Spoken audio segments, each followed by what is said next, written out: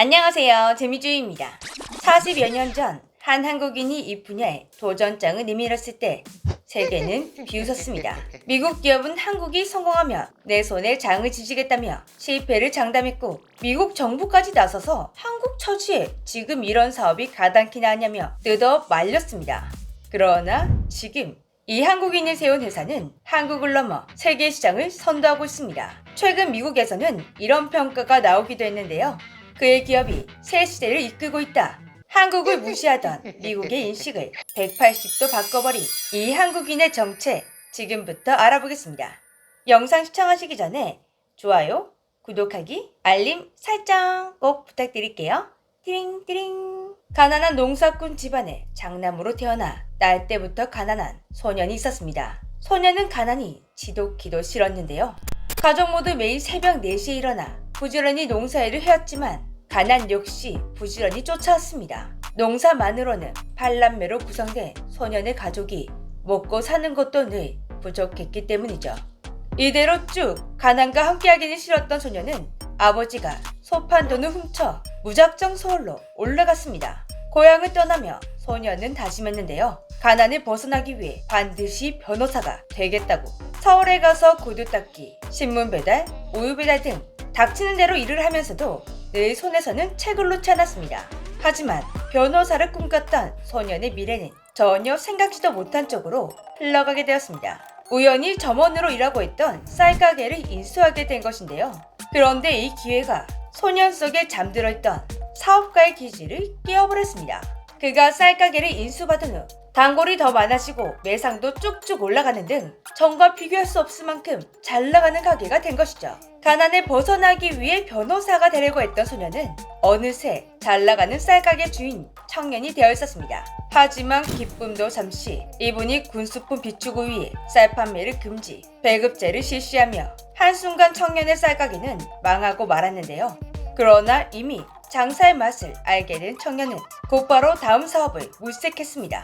쌀가게를 운영하며 열심히 모은 돈 3,500원으로 다시 시작하게 된 사업은 카센터. 여기서도 그의 재능은 입증되었는데요. 인수 당시만 해도 적자로 허덕이던 카센터가 개업 20일 만에 인수잔금을 모두 갚을 정도로 아주 잘 나가게 되었습니다. 카센터까지 성공하자 자신감이 붙은 청년은 정말 말도 안 되는 사업을 머릿속에 그려갔습니다. 바로 한국에서 완성차를 만드는 것. 당시 한국은 자동차가 연간 1,000대도 판매되지 않는 나라였습니다. 한국에는 자동차 개발 기술은커녕 수입되는 물량도 적고 비싼 자동차는 아무나 살 수 없는 귀한 존재였죠. 이런 현실 속에서도 청년은 수십 번, 수백 번 자동차를 조립, 분해하며 자동차 부품 하나하나부터 엔진 구조까지 자동차에 대한 모든 것을 공부해 나갔습니다. 카센터를 운영하며 자동차 생산을 꿈꿨던 이 황당한 청년은 바로 현대의 창업주 정종 회장님이었습니다. 정종 회장님은 1967년부터 본격적으로 자체적인 자동차 개발을 위해 노력했지만 쉽지 않은 일이었습니다. 한국에서 자동차 개발은 그야말로 맨땅에 헤딩이었기 때문이죠. 그래서 일단 미국 포드와 조립기술 계약을 맺게 되었습니다. 1년 만에 코티나를 조립 생산하게 되었는데요. 마침내 자신의 손으로 자동차를 만들긴 했지만 현실은 포드 부품 생산 기지에 불과했죠. 이런 사실에 만족할 수 없었던 정종 회장님은 포드를 찾아가 이번에는 현대차와 50대 50으로 투자해서 합작 회사를 해보지 않겠냐고 제안했는데요. 그러나 돌아온 대답은 단호한 거절이었습니다. 솔직히 포드 입장에서는 이제 겨우 조립을 시작한 한국이 자동차를 개발한다? 말도 안 되는 소리였기에 투자의 가치를 전혀 느끼지 못한 것입니다. 한국을 무시하는 듯한 포드의 태도에 제대로 자존심이 상한 정종 회장님은 곧바로 포드와 더 이상 일하지 않겠다고 발표하게 됩니다. 그렇다고 포기한 것은 아니었는데요. 직원들과 매일매일 밤을 새우며 기술 개발을 위해 노력했습니다. 몇 년간 맨땅을 들이박다 보니 어느 정도 기술력은 갖추게 되었지만 역시나 100% 국내 기술로만 자동차를 만들기에는 역부족이었는데요. 현대의 이런 도전을 보고 GM 한국 대표는 포니가 완성되면 내 손가락에 장을 지지겠다 이런 말을 하기도 했습니다. 그러던 중 정종 회장님께 기회가 찾아왔습니다. 1973년 세계적인 자동차 디자이너로 유명했던 조제토 주지하루와 협상을 하게 된 것이죠. 덕분에 현대 직원이 직접 이탈리아로 가서 자동차를 만드는 모든 것을 보고 기록할 수 있었습니다. 이 노트를 가지고 직원들과 밤을 새워 노력한 끝에 차체 설계를 끝마칠 수 있었고, 마침내 한국에는 한국 기술로 만든 완성차 포니가 탄생하게 되었습니다. 1974년 이탈리아 토리노 모터쇼에서 포니를 공개하며 한국도 자동차를 만들 수 있는 나라임을 알렸습니다. 정재용 회장님은 이렇게 무모한 도전을 해서라도 반드시 자동차를 만들고 싶었던 이유가 있었는데요. 자동차에는 2만여 가지의 부품이 들어갑니다. 그러니 한국에서 완성차를 만들게 되면 한국 경제를 살리는데 큰 힘이 될 것이라고 생각했던 것이죠. 실제로 완성차가 가지는 가치는 어마어마했습니다. 포니는 폭발적인 반응을 보이며 국내 시장을 석권했고, 마이카라는 신조어를 만들어냈는데요. 그리고 곧 에콰도르, 중동, 아프리카 등 해외로 수출되기 시작했습니다. 자동차가 한국 경제를 성장시킬 것이라는 정재용 회장님의 예상이 딱 들어맞게 된 것이죠. 그런데 1977년 5월 예상치 못한 일이 벌어졌습니다. 갑자기 주한미국 대사가 정재용 회장님과 단독 만남을 요청한 것인데요.